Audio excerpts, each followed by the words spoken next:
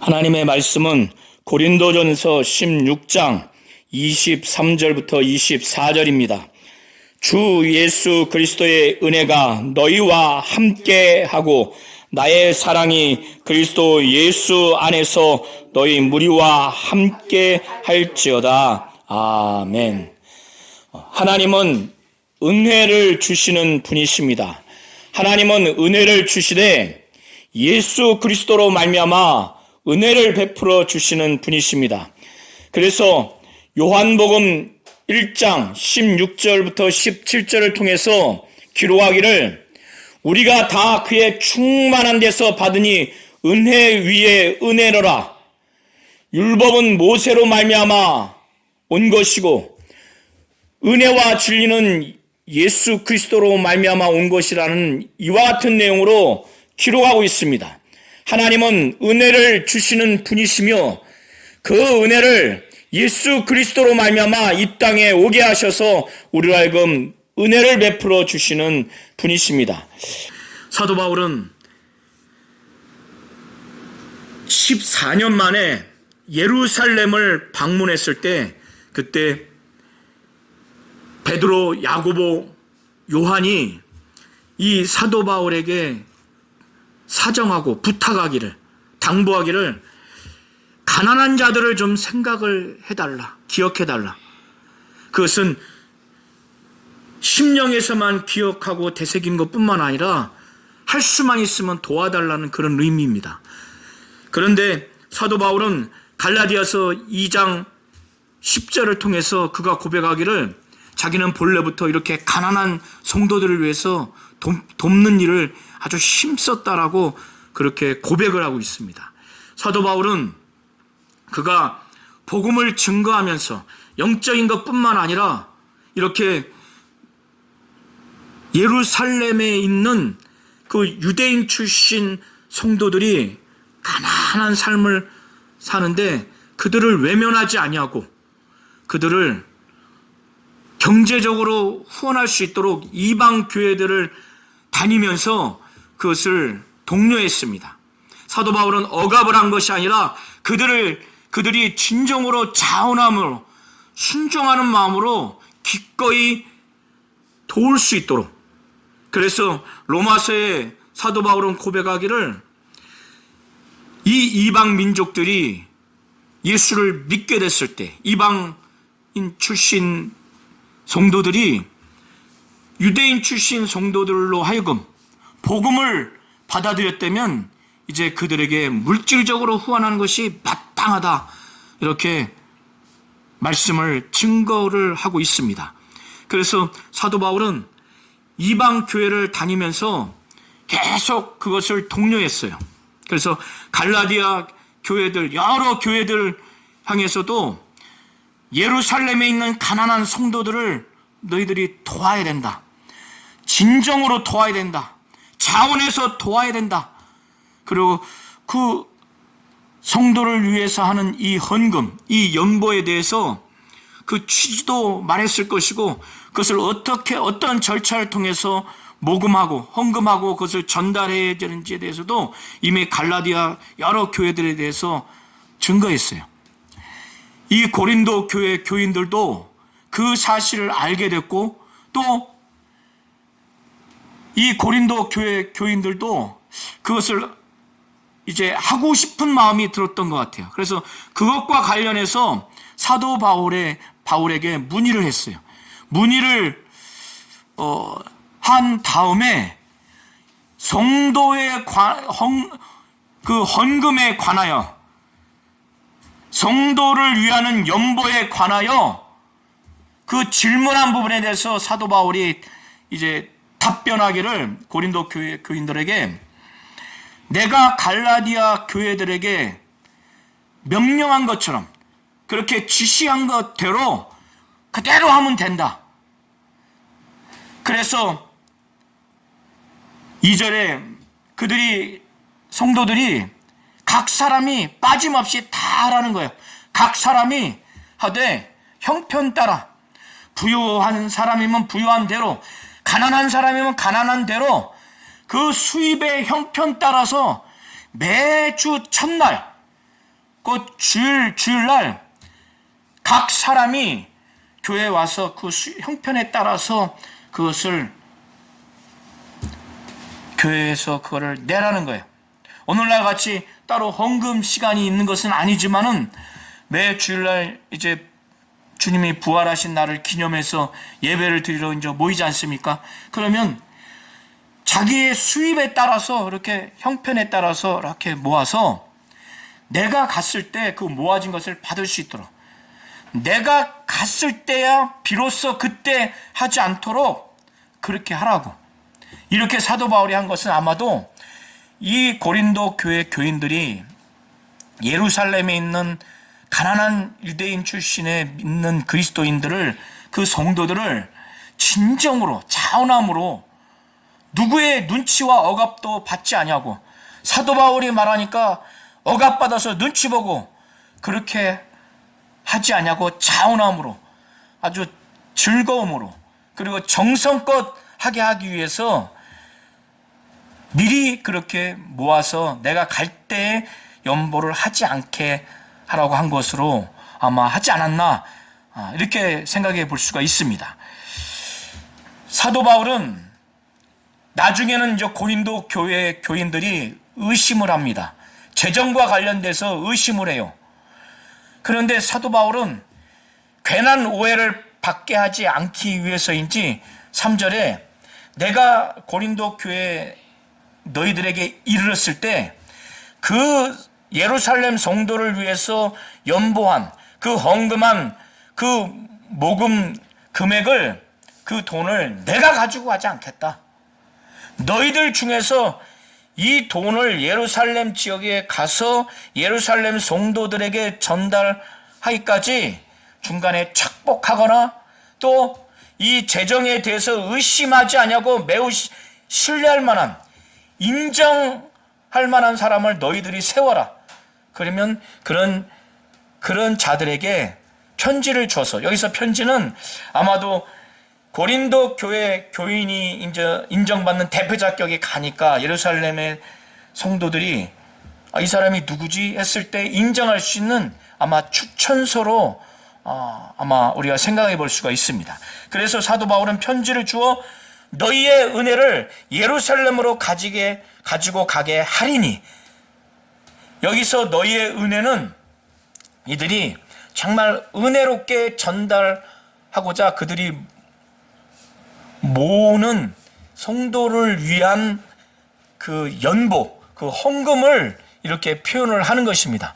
그래서 사도 바울은 나는 그래서 그 너희들이 인정하는 그 사람 편을 통해서 편지를 주어서 그 사람으로 하여금 가게 할 작정인데, 만일 나도 가는 것이 합당하면 나와 그들이 함께 가겠다 해서 예루살렘에 있는 가난한 성도들을 너희들이 그들을 위해서 섬기는 마음으로 그들을 위한 헌금, 연보를 어떻게 가지고 가야 되는지에 대해서, 또 그 전에 이걸 어떻게 모아야 하는 그 절차에 대해서 사도 바울은 4절까지 지금 말씀을 증거하고 있습니다. 사도 바울은 굉장히 조심하는 거예요.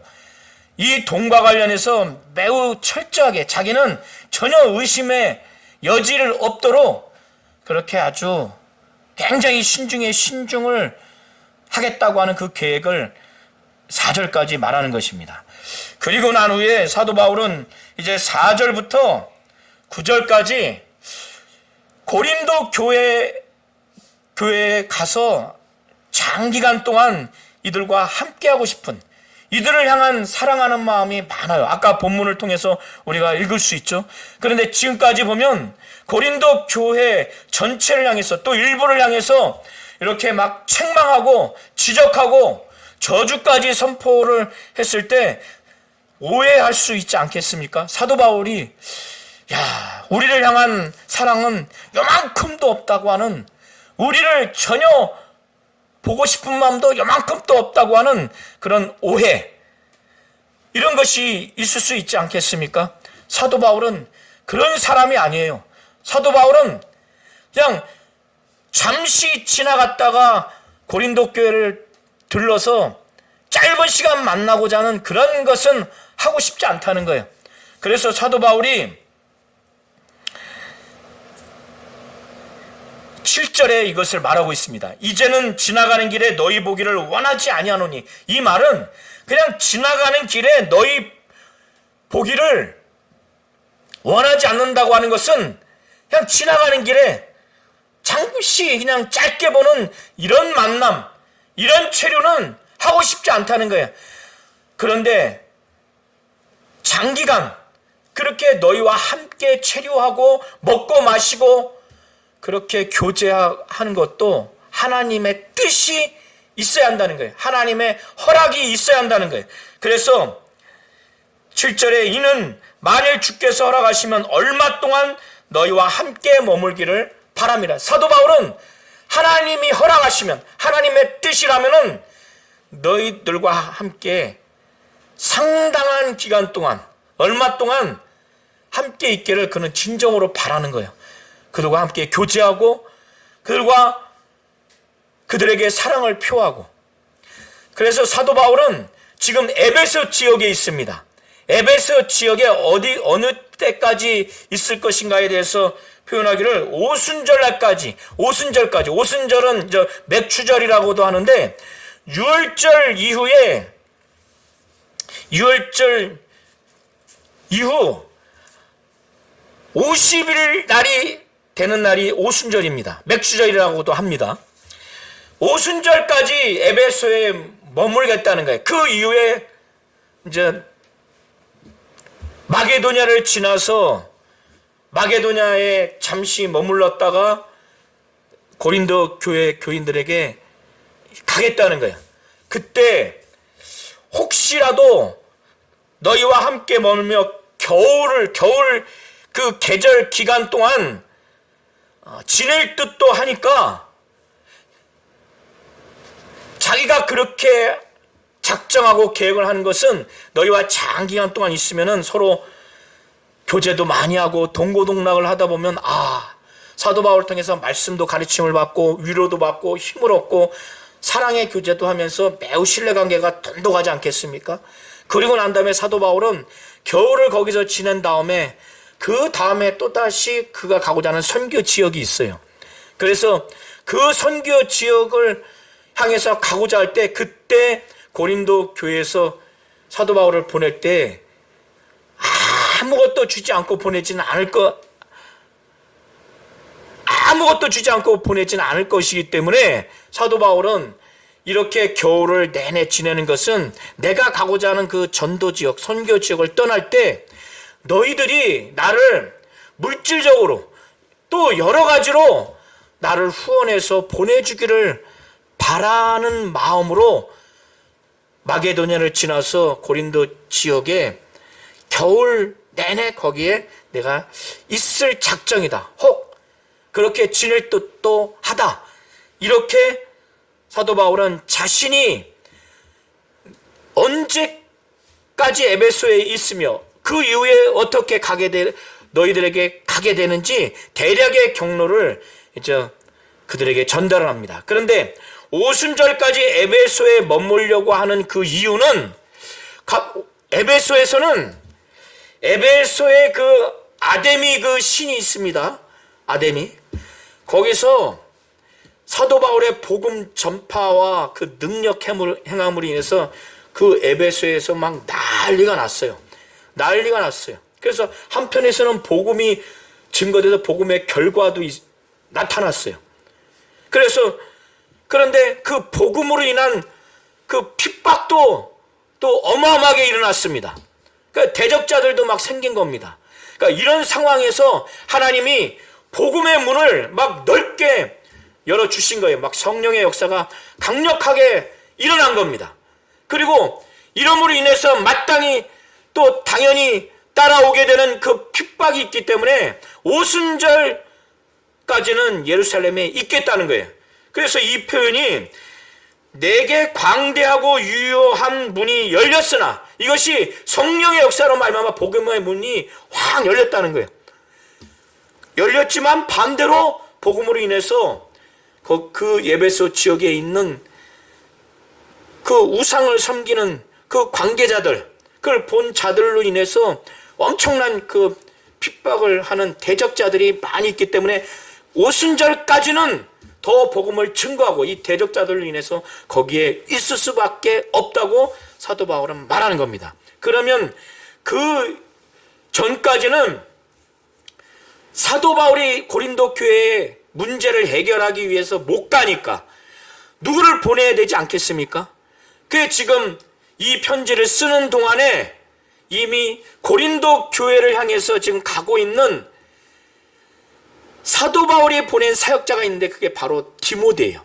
디모데가 이제 고린도 교회의 문제를 해결하기 위해서 사도 바울의 명을 받아서 위임을 받아서 대신 지금 가고 있는 중인데, 가고 있는 중에 이 고린도 전서라고 하는 이 편지, 이 하나님의 말씀이 담겨있는 이 편지가 먼저 도달을 할 것을 예상하고 사도 바울은 고린도 교회 안에 전체를 향해서 이 디모데를 나와 함께 주의 일을 힘쓰는 자이니까 이가 너희들 가운데 갈 때, 고린도 지역에 딱 들어가서 고린도 교회에 딱 들어갔을 때 이가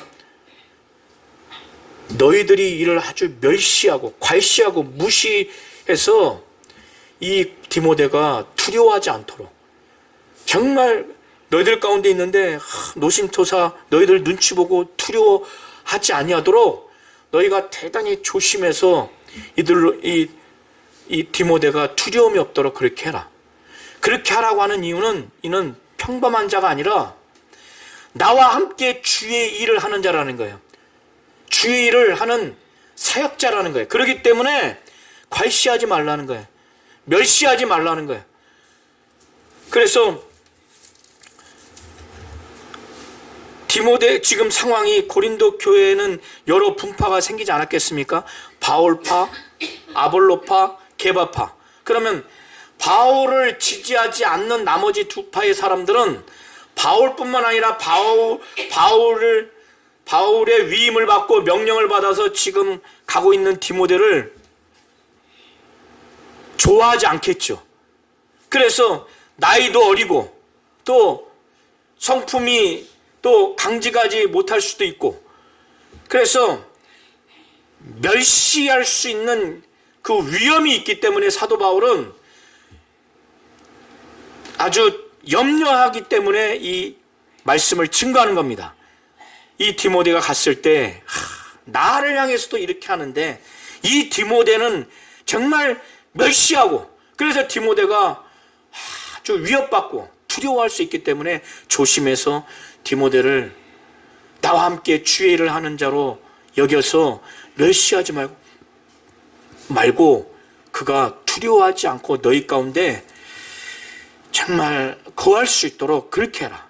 그리고 그를 아주 평안하게 하고 만족하게 해서 나중에 보낼 때 너희가 평안히 보내어 내게 오게 하라.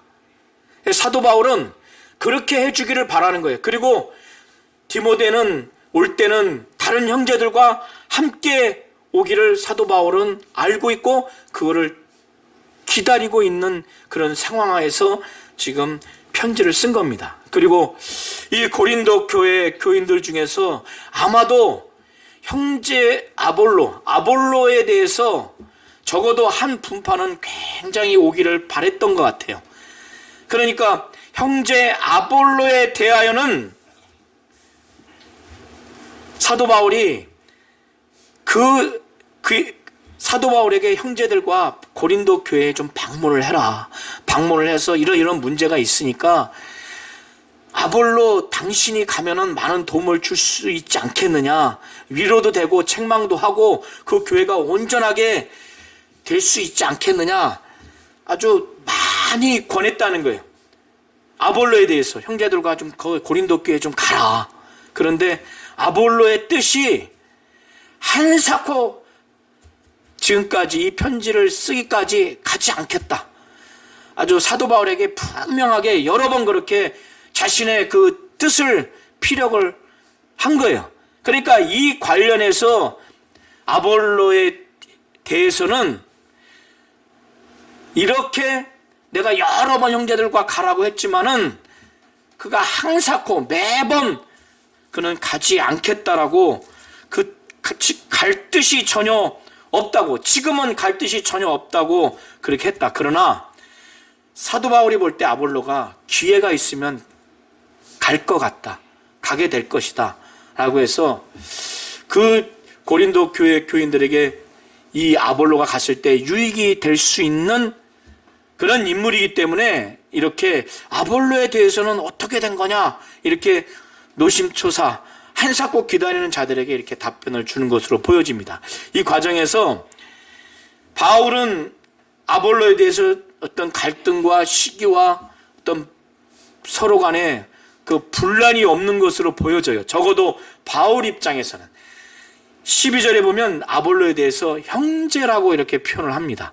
그리고 고린도 교회를 향해서 자기를 대신해서 하나의 분파를 형성한 아볼로에게 아주 여러 번 많이 당신이 그 교회에 가서 좀 이 기간 동안에는 목회를 해다오, 목양을 해다오, 그 교회를 안정시키게 해다오, 이렇게까지 사도 바울이 할 정도면 아볼로에 대한 신뢰가 있는 거예요. 사도 바울은.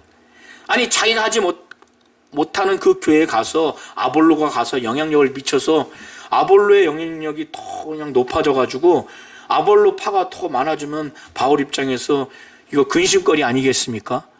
의심의 대상이 아니겠습니까? 그런데 12절에 보면 전혀 그렇지 않아요. 그러니까 이거는 교인들이 베드로 또 바울, 아볼로를 너무 좋아하고 세상적으로 추정하다 보니까 그들이 그렇게 분파를 만든 것이지, 이 지도자에게 그런 사심이 있거나 문제가 있는 그런 모습으로 볼 수 없는 하나의 단면으로 볼 수가 있습니다.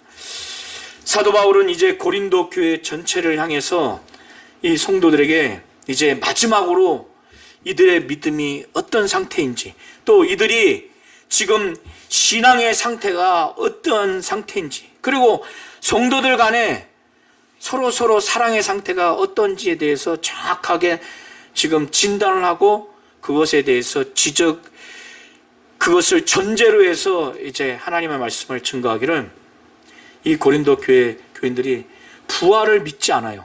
일부가 종말에 대해서 정말 깨어있는 신앙생활을 하지 못하니까 종말을 앞두고, 또 뿐만 아니라 매 순간순간 신앙생활을 막 정신 바짝 차려서 아주 깨어있는, 늘 정말 아주 정신 바짝 차리는 그런 깨어있는 신앙생활을 해야 된다.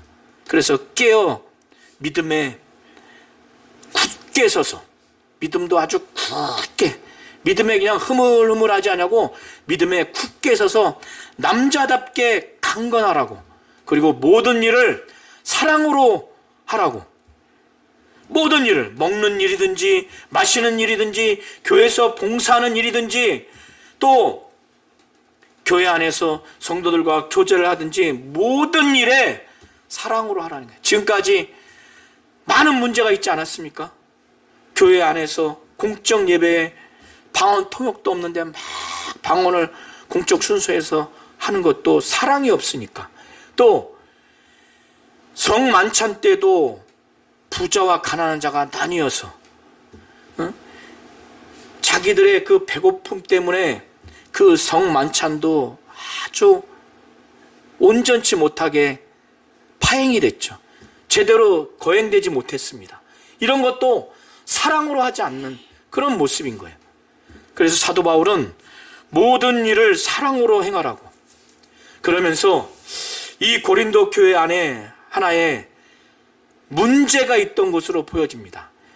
이들이 베드로, 또 사도 바울, 아볼로 이렇게 하나의 이 지도자를 중심으로 해서 파벌이 형성됐을 때 나머지 두 지도자에 대해서는 영적 그런 인도자로, 지도자로 순종을 하는 겁니까? 안 하는 겁니까? 안 하는 거죠. 안 안 하기 때문에 이렇게 분파가 나뉘어진 거예요. 베드로 외에는, 베드로파는 인정하지 않아요. 아볼로와 바울을 지도자로 인정하지 않습니다. 나머지 두 파도 마찬가지예요. 이들에게 문제는 직분이 있든지 없든지 참으로 성도를 섬기고 주의 일을 하는 자들, 더더군다나 바울뿐만 아니라 바울과 함께한 그 아들과 같은 디모데 같이 이렇게 사도들도, 주의 종들도 전적으로 주의 일을 하고자 하는 자들, 성도를 섬기고자 하는 자들에 대해서는 각별하게 복종하라는 거예요. 자원함으로 순종하라는 거예요. 그 사도 바울이 첫 번째 말한 종이 뭐냐면 주의 일을 하는 첫 번째 사람이 디모데였고, 이제 사도와 주의 종은 아니지만은 평신도 가운데 참으로 전적으로 성도를 섬기고자 작정한 스데바나를 위시로 한 스데바나의 집에 대해서 소개를 합니다. 스데바나의 집은 이미 고린도전서 1장에 나와 있어요. 고린도전서 1장에 이미 사도 바울은 자신이 침례를 베푼 사람은 스데바나 집 사람에게 침례를 베풀었고 그 외에는 다른 누구에게 침례를 베풀었는지 알지 못하노라. 이렇게 고백을 했을 때 이 스데바나는 아가야에서의 첫 그 스데바나 집 전체를 집 단위로 볼 때는 아가야에서 사도 바울이 복음을 전했을 때 그 복음을 듣고 참으로 침례받고 회개한 집 단위로서는 첫 열매라는 거예요. 그리고 이 스데바나 집 전체가 이렇게 변화받고 침례받는 것도 대단한 이례적인 것이지만은 이렇게 변화된 다음에 그들이 신앙이 성장돼서 성도 섬기기로 아주 작정을 했습니다.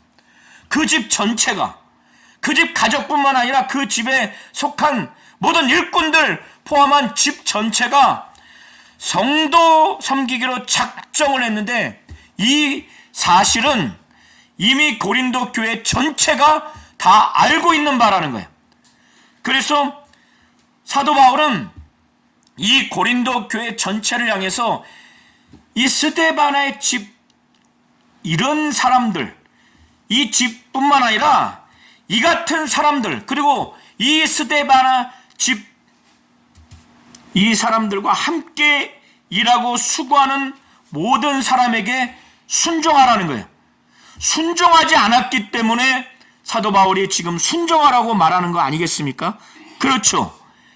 그는 디모데와 사도 바울과 같이 주의 종과 또 사도는 아니라 할지라도, 어떠한 직책이 없다 할지라도 이 스데바나 집 사람들처럼 전적으로 성도를 섬기기로 작정해서 그렇게 사역을 한 자들이라면, 또 이와 같은 자들이고 이들과 함께 수고한 자들에 대해서는 직분도 없고 사도도 아니고 주의 종도 아닌데 내가 순종할 필요가 뭐가 있어, 이렇게 하지 말라는 거예요. 순종을 하라고 하는 겁니다. 그리고 또 한 부류의 사람들에 대해서 사도 바울은 대단히 기뻐하고 사도 바울의 마음뿐만 아니라 고린도 교회 전체 성도들을 향해서 마음을 아주 시원케 하는 자들을 소개합니다. 원어의 의미는 그 영이 쉬게 하도록 한 자들이라는 거예요. 얼마나 만족해 했으면 영이 쉼을 얻을 정도로 그런 사역의 결과를 맺습니까? 그것이 누구냐면 스데바나와 부드나도, 아가이고, 이 세 사람이 이미 고린도 교회에서 사도 바울이 있는 곳으로 에베소 지역에 왔어요. 이들을 보니까 너무 기뻐요. 사도 바울은 주의 일을 힘쓰고 자신뿐만 아니라 이렇게 교회에 특별히 어려운 상황에 있을 때 그 성도들이, 그 직분자들이, 그 목회자들이, 그 목양하는 자들이 참으로 영적으로나 여러 가지 교회 전체적으로 문제를 해결하고 또 평안하게 하고 힘을 주고 성장하게 하고 성숙하게 하고 상처를 아물게 하고 분열과 갈등을 해결하는 걸 보면은 너무 기쁜 거예요. 그래서 사도 바울은 내가 스데바나와 부드나도와 아가이고가 온 것을 기뻐하노니 그들이 너희의 부족한 것을 채웠습니다. 고린도 교회에 부족한 것이 있죠. 사도 바울이 가서 채워야 되는데 본인이 오순절까지는 갈 수가 없으니까. 그러나 이 세 사람이 가서 부족한 것을 채웠어요. 그들이 사도 바울 자신과 고린도 교회 전체를 향해서 아주 시원하게 했다는 거예요. 영이 쉴 만큼 아주 시원하게 한 거예요. 마음을 시원케 한 겁니다. 영이 쉬도록 얼마나 이렇게 만족한 결과를 맺었기에 사도 바울이 이렇게 표현을 한 겁니다. 이런 자들을 알아줘야 되지 않겠습니까? 이런 자들을, 이들의 수고를 인정하고 고마워하고 감사하라는 거예요. 이들을 정말 기억하라는 겁니다. 인정하라는 거예요. 알아주라는 겁니다. 그래서 사도 바울이 18절까지 이렇게 표현을 한 겁니다. 이제 사도 바울은 고린도 전서라고 하는 하나님의 뜻이 담겨있는 하나님의 말씀을 편지 형식으로 전달했는데 이제 마지막을 향해서 말씀을 이제 써내려가면서 고린도 교회 너희들 향해서 얼마나 진정으로 간절하게 너희들을 향해서 정말 너희들 향해서 애틋하게 너희들을 향해서 관심이 많고 애정이 많은 교회가 한두 교회가 아니다. 많은 교회들이 너희들을 향해서 사랑의 마음으로 애정의 마음으로 너희들에게 정말 관심을 가지고 인사를 하는 자들이 굉장히 많다. 그래서 그걸 일일이 거론을 합니다. 그래서 아시아의 교회들이 너희에게 문안하고 아굴라와 브리스가와 그 집에 있는 교회가 주 안에서 너희에게 간절히 문안한다는 거예요. 진심으로. 이 얘기를 들었을 때 얼마나 기뻤겠어요. 저 브리스가와 아굴라는 또 그 집에 있는 그 교회는 우리를 간절히 문안한다는 거예요. 우리를 향해서 진심으로 진정으로 아주 뜨거운 사랑과 관심을 가지고 우리를 향해서 문안한다는 거예요. 인사한다는 거예요. 그리고 아시아 교회들이 한두 개가 아니에요. 그걸 들었을 때 얼마나 힘이 되겠어요. 이 문제가 빨리 해결돼야 되지. 그 문제가 있다는 건 모든 교회들이 또 알 수도 있지 않겠습니까? 관심 갖고. 그리고 모든 형제도 너희에게 문안한다는 거예요. 그러니 너희도 서로 분열되고 분파되고 서로 법적인 소송으로 다투지 말고 또 계모와 아주 음란한 결혼을 해버렸잖아요. 또 성만찬의 문제도 있었잖아요. 예배에 은사를 잘못 사용하는 문제도 있지 않았어요? 부활을 믿지 못하는 그러한 불신앙의 문제가 또 있었죠. 이런 여러 가지 총체적인 문제 가운데 너희들 주변이 너희들에게 사랑을 많고 관심이 많고 애정이 많아서 이렇게 문안하고 인사하니 특별히 브리스가와 아굴라 그 집에 있는 교회는 막 간절하게 진실로 너희를 향해서 문안하니 이제 교회 밖에서 너희들 향해서 이렇게 문안을 하는데 이렇게 많은 사람들이 문안하는데 너희들 안에서 이제 하나가 되고 거룩한 입맞춤을 해야 되지 않겠느냐. 오늘날은 서로 포옹하고 악수하는 것이 그것이 화해의 표시요 또 존경의 표시요 애정의 표시인데 이 당시에 그 유대 사회에서는 거룩한 입맞춤이 존경과 애정의 표시였다고 합니다. 그러니까 그런 차원에서 그렇게 하라는 거예요. 거룩한 입맞춤, 세상적인 입맞춤이 아니라 거룩한 입맞춤으로 서로 문안하는 겁니다. 오늘날 한국 사회에서는 이런 거룩한 입맞춤은 적용 내용은 아닙니다. 우리는 우리에 맞게 존경과 애정과 화해와 화합의 그 스킨십을 하면 됩니다. 악수를 하든지 또 포옹을 하든지. 사도 바울은 이렇게 말씀을 마무리를 해가는 과정에서 자신도 너희에게 문안한다고. 그리고 지금 쓰는 고린도전서 이것이 대부분은 다른 사람이 대서합니다. 대신 글을 적어요. 그러나 그렇지만은 이것은 내가 전한 하나님 뜻대로 뜻을 받들어서 성령의 감동을 받아서 전한 하나님의 뜻이 담겨 있는 말씀의 편지라고 하는 것을 확실히 사인하듯이, 확실히 증명하듯이 이 부분에 있어서 나 바울은 친필로 너에게 문안한다. 그리고 난 후에 오늘 22절부터 24절에 이렇게 하나님의 뜻이 담겨 있는 말씀을 지금까지 전했는데도 주님을 사랑하지 않는 자는 가망이 없는 거예요. 그래서 그럼에도 불구하고 만일 누구든지 주를 사랑하지 아니하면 어쩔 수 없어요. 저주를 받을 수밖에 없는 거예요. 저주를 받을 수밖에 없는 거예요. 그래서 저주를 받을지어다 하고 사도 바울은 누구보다도 주님의 재림을 진정으로 바라는 거예요. 마라나타, 우리 주여 오시옵소서. 주 예수여 정말 오시옵소서. 우리 주여 오시옵소서. 부활을 믿지 못하는 일부 성도를 향한 고린도 전체를 향해서 이러한 기도를 하는 것입니다. 진정으로 주님이 다시 오시기를 바라는 마음으로, 그리고 진정으로 고린도 교회가 다시 주 예수의 은혜가 가득한 교회가 되기를 바라고, 지금까지 자신들을 향해서 정죄하는 것 같고 막 비판하는 것 같고 사랑도 없는 것 같지만 사도 바울은 고린도 교회 전체를 향해서 사랑에 가득해요. 그래서 선포하기를 나의 사랑이 그리스도 예수 안에서 너희 무리와 함께 할지어다. 그러니까 고린도 교회를 향해서 사랑이 매우 가득한 거예요.